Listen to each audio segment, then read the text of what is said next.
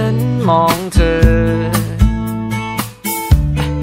อยู่ตรงนี้ไม่มีผู้ใดให้ความสนใจไม่มีใครรู้เพราะทำได้เพียงแค่เฝ้ามองเธอเท่านั้นเพราะฉันมันคนที่คนไม่รู้จักคนที่คนไม่รู้จักชื่อเธอว่าอะไรนามสกุลมันอยู่ไหนฉันก็รู้ดีเจอกันประจำสนิทสนมกลมกลืนแต่ยังฟื้นทนอยู่ทุกทีผมรู้จักคนที่คุณไม่รู้จักผมไม่ทักคุณไม่ทักเราไม่ทักเราเวลาอีกสักพักคุณจะฝากกับสิครับแล้วเมื่อไหร่เราจะรู้จักกันล่ะครับคนที่คุณไม่รู้จักถ้าไม่มองและไม่ลองแล้วเมื่อไหร่คุณจะรู้จักวันสุดท้ายเดี๋ยวก็ตายแกเป็นยายไม่มีแรงที่จะรักก็จะเสียดายเราไม่ได้เป็นอมตะนะเข้าใจว่าเราต้องเดินต่อไปรู้ดีสักวันหนึ่งเธอก็มีใหม่แต่ว่าฉันยังไม่อยากจะคิดเพราะชีวิตตอนนี้ก็ยังไม่มีใคร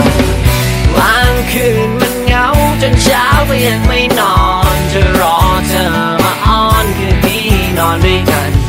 กลางคืนมันเหงาจนเช้าก็ยังไม่นอนจะรอเธอมาอ้อนคืนนี้นอนด้วยกัน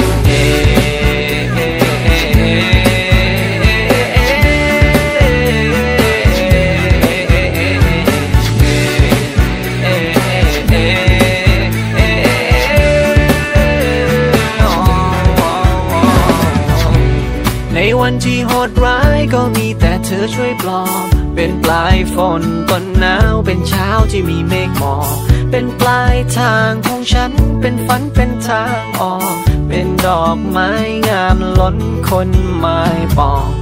เข้าใจว่าเราต้องเดินต่อไปรู้ดีสักวันหนึ่งเธอก็มีใหม่แต่ว่าฉัน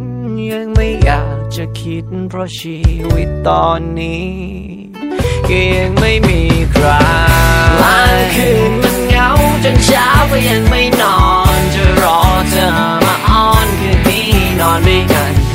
กลางคืนมันเหงาจนเช้าก็ยังไม่นอนจะรอเธอมาอ้อนคืนนี้นอนด้วยกัน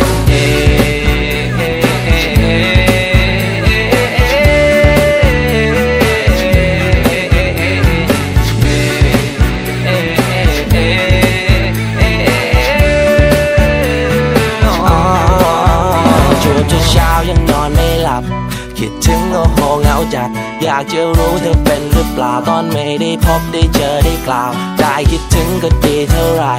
อย่านะอย่าเพิ่งหาใหม่ที่รักเธอรอฉันก่อนฉันคือผู้ชายที่เธอฝันใฝ่กอดกันมันอบอุ่นคลายหนาวนอนนุ่นจากขณะที่เธอกำลังหาวตอนฉันหลับเธอก็ปลุกในตอนเช้ายามฉันกลับเธอก็แค่จูบและเบาๆ Baby ต้องให้เธอเอาแต่ใจต้องการแค่เธอฉันไม่ต้องการอื่นใดเธออยู่ไหนต้องให้ใจกลายเป็นหมื่นไม้ฉันก็จะรีบไปหาเธอแล้วอยากจะเจอกันเมื่อไรกลางคืนมันเหงาจนเช้าก็ยังไม่นอนจะรอเธอมาอ้อนคืนนี้นอนด้วยกันกลางคืนมันเหงาจนเช้าก็ยังไม่นอนจะรอเธอมาอ้อนคืนนี้นอนด้วยกัน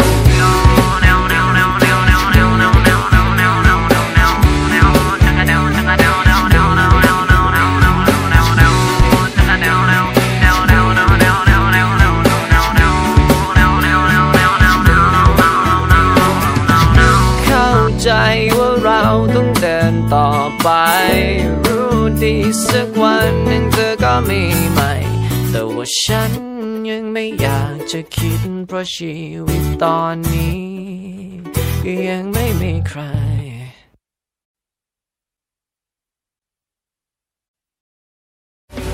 กลางคืนมันเหงาจนเช้าก็ยังไม่นอนจะรอเธอมาอ้อนคืนนี้นอนด้วยกันกลางคืน